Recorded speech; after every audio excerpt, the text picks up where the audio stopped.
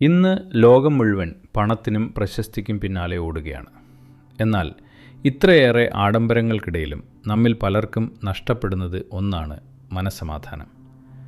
എന്തുകൊണ്ടാണ് കയ്യിലെല്ലാം ഉണ്ടായിട്ടും നമ്മുടെ ഹൃദയങ്ങൾ അസ്വസ്ഥമാകുന്നത്? വിശുദ്ധ ഖുർആൻ ഇതിന് വ്യക്തമായ ഒരു ഉത്തരം നൽകുന്നുണ്ട്.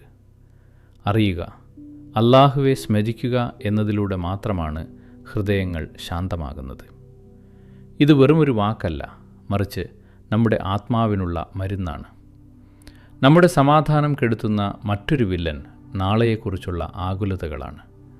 നാളെ എന്ത് സംഭവിക്കും എന്ന പേടി മാറ്റാൻ തവക്കുൽ അഥവാ ദൈവത്തിലുള്ള പൂർണ്ണമായ അർപ്പണം ശീലിക്കുക.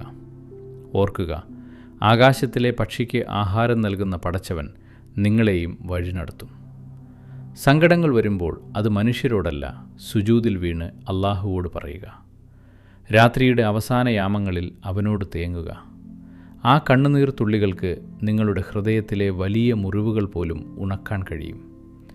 സമാധാനം പുറത്തല്ല, അത് നിങ്ങളുടെ ഉള്ളിൽ തന്നെ കണ്ടെത്തുക.